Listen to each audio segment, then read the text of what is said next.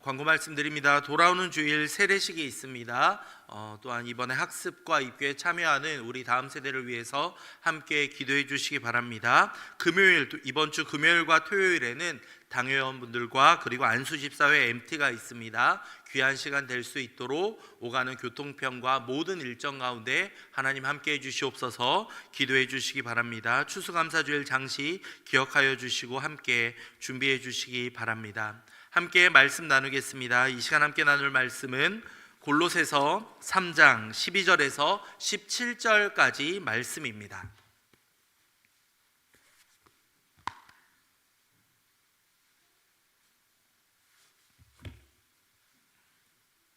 3장 12절에서 17절 말씀 교독하겠습니다. 그러므로 너희는 하나님이 택하사 거룩하고 사랑받는 자처럼 긍휼과 자비와 겸손과 온유와 오래 참음을 옷 입고, 누가 누구에게 불만이 있거든 서로 용납하여 피차 용서하되 주께서 너희를 용서하신 것 같이 너희도 그리하고, 이 모든 것 위에 사랑을 더하라. 이는 온전하게 매는 띠니라. 그리스도의 평강이 너희 마음을 주장하게 하라. 너희는 평강을 위하여 한 몸으로 부르심을 받았나니 너희는 또한 감사한 자가 되라. 그리스도의 말씀이 너희 속에 풍성히 거하여 모든 지혜로 피차 가르치며 권면하고 시와 찬송과 신령한 노래를 부르며 감사하는 마음으로 하나님을 찬양하고, 또 무엇을 하든지 말에나 일에나 다 주 예수의 이름으로 하고 그를 힘입어 하나님의 아버지께 감사하라. 아멘. 하나님의 사랑받는 자라는 제목으로 함께 말씀을 나누겠습니다. 종종 신방이나 그리고 또 상담을 하다 보면 자신의 존재가 너무나도 귀하고 하나님의 사랑받는 자녀임에도 불구하고 자존감이 떨어진 이들을 만날 때가 있습니다.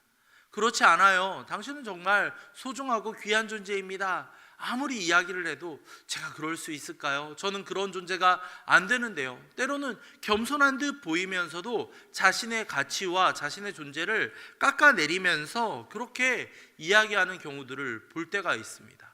물론 한편으로는 자신의 겸손과 또한 낮아짐을 표현하는 것일 수도 있겠지만, 하나님이 사랑하시고 하나님의 사랑을 받는 존재라면 그 자신의 가치에 대해서는 자기 스스로가 잘 알아야만 합니다.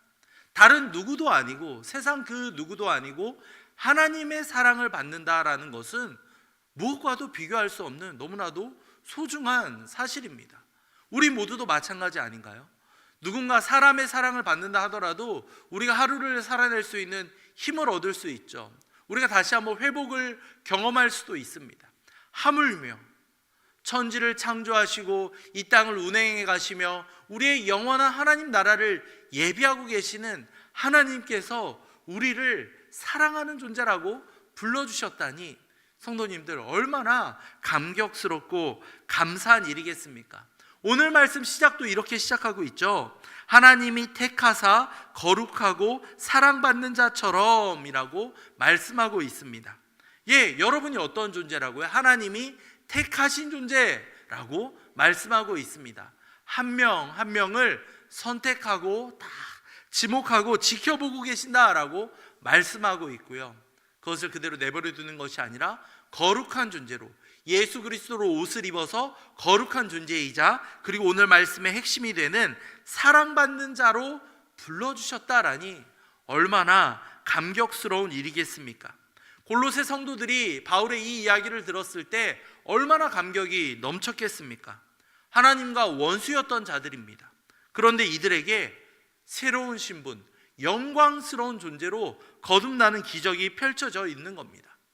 그들뿐일까요? 우리 모든 성도님들도 이와 같은 은혜 가운데 머물러 있는 겁니다. 옛사람을 벗어버리고 새 사람을 입은 모든 이들이 거룩하고 사랑받는 존재다라고 성경 우리에게 알려주고 있습니다. 세상에서는 사랑받을 만한 자격이 있는 사람을 사랑합니다. 화려한 외모를 가졌거나 아니면 부가 있거나 아니면 명예가 있거나 아니면 미래가 촉망받거나 무언가 이유가 있을 때 합당한 사랑을 주는 것이 세상의 논리겠죠. 그런데 하나님은 다릅니다. 사랑받을 만한 그 어떠한 자격과 조건도 없었음에도 불구하고 우리를 사랑해 주셨습니다. 우리는 그러한 존재입니다. 하나님이 우리를 사랑하셨고 우리를 택해 주셨습니다. 심지어 지금 이 순간에도 우리를 사랑하고 계시다니 얼마나 감사한 일이겠습니까? 전능하신 하나님의 사랑을 받고 그 사랑을 영원 무궁토록 약속해 주시는 분이 우리 아버지시라는 겁니다.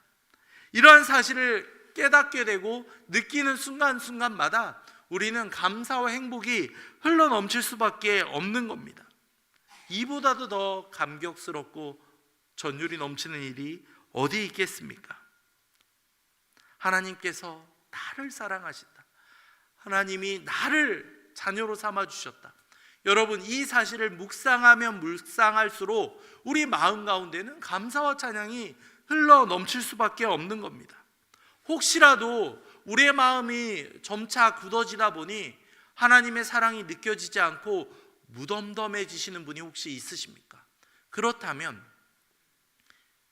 하나님이 우리를 사랑하시는 가장 분명한 증거가 되는 그리스도의 십자가를 생각하시기 바랍니다. 누군가를 위해서 희생하고 양보한다는 것은 이 땅에서는 쉽게 발견할 수 없는 겁니다. 그런데 하나님께서는 예수 그리스도를 보내사 우리를 대신해서 그 모든 대가를 치러 주셨다는 겁니다. 그리스도가 우리를 위하여 죽으신 것이 바로 하나님이 우리를 사랑하시는 가장 분명한 증거가 된다라고 성경은 말하고 있습니다. 그렇다면 이 하나님의 사랑을 느낀 사람들은 어떻게 살아가야 하는가? 오늘 12절 말씀의 후반부를 보면 이렇게 기록되어 있죠. 한번 같이 볼까요? 긍휼과 자비와 겸손과 온유와 오래 참음을 옷 입고 라고 말씀하고 있습니다. 새 사람은 새로운 옷을 입어야만 합니다.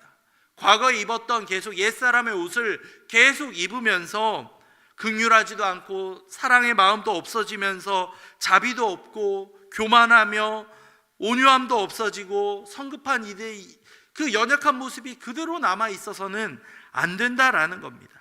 자비하고 겸손하고 온유하며, 그리고 또한 13절과 14절에 나오는 것처럼 또한 용납해주고 사랑이 넘치며, 15절에서는 평강이 샬롬이 그들의 삶 가운데 함께해야 한다라고 우리에게 말하고 있는 겁니다. 그리스도로 옷을 입은 이들의 모습은 바로 이렇게 변화되어 갑니다. 교회에서만이 아니라는 겁니다. 교회에서는 이러한 모습들을 너무나도 자연스럽게 보여줄 수 있겠죠. 정말 불편하고 힘든 직장에서나, 정말 마음이 안 맞는 사람들과 만나는 그러한 모임에서나, 그러한 어느 공동체에서든지 우리는 이렇게 새 사람의 모습으로 살아가야 한다라고 우리에게 알려주고 있는 겁니다. 이 모든 미덕들은 여러분 개개인만을 위한 것이 아닙니다. 우리 교회를 위해서도, 예일교회에서는 그분들의 모습은, 이렇게 세상 사람들은 우리를 함께 이렇게 공동체로 바라보기 때문에 우리가 예일교회 대표이며 하나님 나라의 대표라는 사실을 우리는 잊어서는 안 되는 겁니다. 그리스도를 닮아가는 공동체가 되어야 한다라는 것은 이렇게 간단한 문제가 아닙니다. 새 사람의 미덕을 옷을 입고 성경의 가르침에 따라 매일매일 귀를 기울이며 실천해 가야 하는 것이 새 사람의 모습이라는 겁니다. 네, 이러한 가르침이 있을 때 여러분들은 어떻게 반응하십니까? 우리도 용서할 만큼 용서하고 참을 만큼 참고 이 정도 선에서는 우리가 할 수 있습니다. 그것은 하나님을 만나지 못한 이들도 그 정도까지 교양은 가지고 있을지 모릅니다. 그런데 예수님의 옷을 입은 사람들은 그 상식과 교양과 가치관을 완전히 뛰어넘는 사람이 되어야 한다는 겁니다. 결코 용서할 수 없는 사람을 그리스도의 사랑으로 용서해 주어야 하는 겁니다. 평안이 찾아올 수 없는 그 순간에 예수 그리스도를 묵상하면서 우리 마음 가운데 깊은 평안이 자리 잡아야 하는 겁니다. 우리가 이렇게 그 세 사람의 미덕으로 옷을 입고 살아갈 때 우리의 모습을 통해서 세상 사람들은 하나님을 발견하게 되는 겁니다. 아, 저 사람을 보니까 무언가 다르구나. 아, 예수님을 믿는 사람이 저분의 말과 삶을 통해서 무언가 달라짐이 있구나라고 깨닫게 되는 역사가 일어난다는 겁니다. 네, 가장 우리가 소홀히 하고 그렇게 여기는 가정에서부터, 그리고 여기에는 소망이 없다고 느껴지는 어떠한 공동체일지라도 성도님들, 이 모습을 간직하고 실천해 주시기 바랍니다. 긍휼히 여길 수 없는 이들에게 긍휼을, 사랑을 전하시기 바랍니다. 자비를 베풀 수 없는 이들, 영악하고 너무나도 괘씸한 이들을 바라보면서도 자비로운 마음으로 그들을 품어주시기 바랍니다. 내가 너무나도 돋보이고 촉망받는 그 순간에도 예수님이 보여주신 제자들의 발을 씻기시며 낮아지셨던 그 모습을 묵상하며 겸손해지시기 바랍니다. 온유함과 오래 참음으로 그 어떠한 환난과 핍박 가운데서도 이겨가시기 바랍니다. 그것이 바로 그리스도로 옷을 입은 새 사람의 모습이라는 겁니다. 이어지는 16절과 17절을 보시면요, 이렇게 기록되어 있죠. 우리 한번 같이 16절 말씀을 보겠습니다. 16절입니다. 그리스도의 말씀이 너희 속에 풍성히 거하여 모든 지혜로 피차 가르치며 권면하고 시와 찬송과 신령한 노래를 부르며 감사하는 마음으로 하나님을 찬양하고. 아멘. 이 16절에서 저는 말씀과 찬양이라는 부분에 주목하고자 합니다. 말씀이 중요하고 찬양이 중요하다라는 것들 여기 계신 모든 분들이 잘 아시고 있을 겁니다. 그런데요, 이 그리스도로 옷을 입은 세 사람이 이 그리스도의 말씀을 통해서 우리 자신과 공동체를 얼마나 풍성하게 만드는지 여러분들 느끼고 깨닫고 있으십니까? 이 말씀을 소중히 여기면서 이 말씀을 통해서 이번 한 주간을 실천하기 위해 노력하는 그 여러분들의 모습이 얼마나 하나님이 보시기에 귀하고 아름다운지 여러분들 알고 있으십니까? 여러분이 말씀을 소중히 여기는 것만큼 하나님의 마음을 가까이 하게 되며 하나님의 그 놀라운 사랑을 여러분 삶 가운데서 실천해 갈 수 있는 겁니다. 말씀을 읽으시고 이것을 배우는 일에 결코 게을리하지 마시기 바랍니다. 그리스도의 말씀이 풍성하게 임하는 그곳마다 하나님의 분명한 능력이 펼쳐져 갈 수 있는 겁니다. 말씀과 함께 역사하신 하나님, 말씀과 함께 하신 하나님을 여러분들은 다 경험해 보셨을 겁니다. 그런데 시간이 지나자 분주합니다, 바쁩니다, 더 여러 가지 일들이 있습니다 하면서 이 말씀의 달콤함과 소중함을 우리는 혹시 놓치고 있지는 않습니까? 그리스도의 말씀이 너희 속에 풍성히 거하여 라고 분명히 사도 바울은 우리에게 권면하고 있습니다. 말씀을 붙잡고 나아가는 이는 결코 죄악된 길로, 잘못된 길로 빠져들 수가 없는 겁니다. 하나님의 말씀이 여러분을 지켜주는 가장 분명한 방패이자 버팀목이 되기 때문이겠죠. 나아가 신령한 노래를 부르며 감사하는 마음으로 하나님을 찬양하고 라고 말씀하고 있습니다. 감사하는 마음으로 하나님께 찬양하라 라고 우리에게 권면하고 있습니다. 하나님을 택하심을 받고 거룩하고 사랑받는 존재들은요, 하나님께 감사하는 마음이 흘러 넘칠 수밖에 없는 겁니다. 그리고 그 감사하는 마음이 깃들여 있는 상태에서 하나님을 찬양하게 되고 하나님께 영광을 올려드리게 되는 겁니다. 우리는요, 하나님을 찬양하는 사람이고 교회는 하나님을 찬양하는 공동체입니다. 우리의 정체성이 바로 여기에 있다는 겁니다.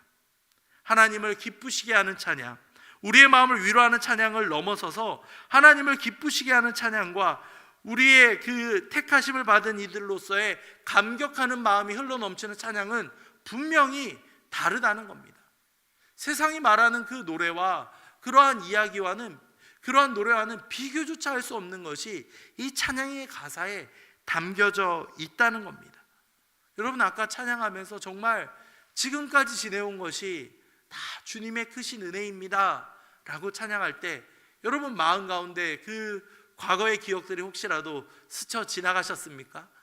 너무나도 잘 아는 찬양이기 때문에 그냥 부르셨을지도 모르지만 이 자리에 우리가 오기까지 험난하고 힘들었던 그 모든 순간들을 다 지나가고 거친 파도들을 다 헤치면서 이 자리에 와 계신 여러분들, 하나님께 감사합니다, 이렇게 고백할 수밖에 없는 것 아니겠습니까? 아무리 화려한 세션과 엄청난 실력자들이 찬양하고 노래한다 하더라도 여기에 하나님을 향한 감사가 담겨 있지 않으면 그것은 아무런 의미가 없는 겁니다. 하나님을 믿고 하나님을 따르는 우리들의 찬양이 더 특별한 것이 바로 이러한 이유에서입니다. 우리는 어떠한 마음으로 하나님을 찬양하고 있습니까? 하나님께 감사하는 마음이 혹시라도 희미해져 가고 있다면 이 말씀과 찬양을 통해 다시 한번 주님을 바라볼 수 있는 저와 여러분이 되기를 간절히 소망합니다. 마지막 17절 말씀을 볼까요? 함께 읽겠습니다. 17절입니다. 또 무엇을 하든지 말에나 일에나 다 주 예수의 이름으로 하고 그를 힘입어 하나님 아버지께 감사하라. 아멘. 하나님의 사랑을 받는 자들의 모습이 바로 이러해야 하는데요, 바로 주 예수의 이름으로 하라라고 말씀하고 있습니다. 무언가 특별할 때에만, 하나님의 일을 할 때에만 주 예수의 이름으로 하는 것이 아니라 어떠한 전제가 붙여 있죠? 무엇을 하든지 말에나 일에나 라고 말씀하고 있습니다. 새 사람을 입은 우리들은요, 어떠한 이들을 상대하든지 무엇을 하든지 예수님의 이름으로 나아가는 이들입니다. 직장에서나 사소한 시장에서나 어떠한 상황에서든지 예수님을 주님으로 인정하고 예수님이 기뻐하시는 그 방식으로 말하며 행동해야 한다라고 성경 우리에게 알려주고 있습니다. 무슨 일이든지 무엇을 하든지 말입니다. 내 마음대로 내 뜻대로 이 정도는 괜찮지 않은가, 이거는 다 그냥 넘어갈 수 있는 일이 아닌가, 우리는 그렇게 너무나도 죄를 가볍게 여기거나 하나님의 뜻을 외면할 때가 있지는 않은지요. 무엇을 하든지 말에나 일에나 다 주 예수의 이름으로 하라라는 이 권면의 말씀을 여러분들 마음 깊이 새기시기 바랍니다. 예수님이 원하신 대로 해야 한다, 무슨 일이든지 예수님을 위해서 해야 한다라고 하면 우리의 삶이 달라질 수밖에 없는 겁니다. 네, 말과 행동 가운데에서도 이 말을 들을 때, 이 말을 내뱉을 때 과연 예수님이라면 어떻게 하셨을까? 예수님이라면 저들을 어떻게 상대하셨을까? 이러한 마음가짐이 우리의 삶을 뒤바꿔 놓을 수 있다라는 겁니다. 마지막으로 하나님께 감사하라, 하나님 아버지께 감사하라 라고 이렇게 권면하고 있습니다. 이 감사라는 것이 이 골로새서의 핵심이구나라는 것을 여러분들 발견해 보셨을 겁니다. 이 단락에서 사도 바울은요, 또다시 감사에 대해서 이야기합니다. 그리스도인의 삶 가운데 이 감사를 반복해서 언급하는 것이 얼마나 의미심장한지 모릅니다. 3장 15절과 16절과 17절 이 모든 말씀 가운데 감사하라, 감사하라, 감사가 계속해서 나오는 것은 분명히 중요한 의미가 있다라는 겁니다. 감사는 바로 그리스도인의 삶의 그 동의어처럼 쓰이고 있다라는 겁니다. 그리스도인이라면 그 삶이 감사해야 한다라고 알려주는 것과 같다는 겁니다. 윌리엄 로라는 학자는요, 항상 하나님께 감사하는 사람, 모든 것을 하나님의 선하심의 증거로 받고 하나님을 찬송할 준비가 된 사람이 가장 위대한 성인이다 라고 이야기를 했습니다. 감사할 수 없는 그 상황 가운데에도 감사함으로 나아가는 이가 그렇게 하나님의 선하심을 증거로 받고 찬송할 준비가 되어 있는 사람이 가장 위대한 사람이다 라고 고백을 했던 겁니다. 감사할 줄 모르는 세상 가운데에서 여러분들은 얼마나 하나님께 감사를 표현하고 있으십니까? 물질이 팽배하고 물질이 우선이라고 이야기하는 가운데 주신 것에 만족하며 하나님께 여러분은 감사하고 있으십니까? 우리 마음 가운데 나에게 없는 그 부족함으로 인해서 원망과 불만이 터져 나오는 분들이 있다면, 이제 추수감사절을 앞두고 있는 이 가운데 우리 마음 가운데 먼저 하나님을 향한 감사가 회복되시기를 간절히 소망합니다. 감사할 때 기쁨이 넘칠 수 있습니다. 감사할 때 말씀을 가까이 하며 주님을 향한 찬양을 흘려보낼 수가 있는 겁니다. 우리는 하나님의 은혜를 깨닫고 진심으로 주님 앞에 감사하고 있습니까?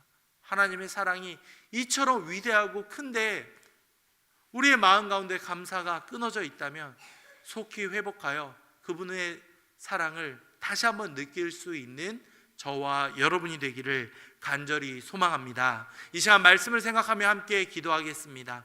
주님, 우리가 하나님의 사랑받는 자녀들로서 우리가 살아가는 그 어떠한 자리에서든지 하나님의 사랑을 드러낼 수 있기를 원합니다. 우리의 마음과 우리의 생각과 우리의 말 가운데 혹시라도 하나님의 영광을 가리는 모습들이 있었다면 이 시간 먼저 회개하며 나아갑니다. 아버지, 우리를 긍휼히 여겨주시며 온전한 길로 우리의 삶을 이끌어 주시옵소서. 함께 기도하도록 하겠습니다. 이어서 우리의 입술과 우리의 삶을 통해서 하나님을 향한 감사가 흘러넘칠 수 있도록 주님 도와주시옵소서. 함께 기도하겠습니다. 혹시라도 불평과 원망이 가득 찼던 우리의 모습들이 있다면 이 시간 다시 한번 회개하며 나아가오니 우리의 입술에 찬양과 감사가 흘러넘칠 수 있도록 아버지 인도해 주시옵소서. 함께 기도하겠습니다. 마지막으로 교회와 담임 목사님을 위해 기도하겠습니다. 교회를 위해 기도할 때 주님, 우리 교회를 향한 하나님의 놀라운 계획을 기대하며 나아갑니다. 주여, 하나님의 기쁨이 되는 교회, 세상의 위로를 전할 수 있는 교회가 될 수 있도록 아버지 역사해 주시옵소서. 이를 위해 세워주신 우리 담임 목사님 날마다 강건하게 붙잡아 주시며 능력 위에 능력을 부어 주시옵소서. 함께 기도하신 이후에 각자 가지고 오신 기도 제목으로 기도하고 돌아가겠습니다. 기도하겠습니다. 사랑과 자비가 넘치시는 하나님 아버지,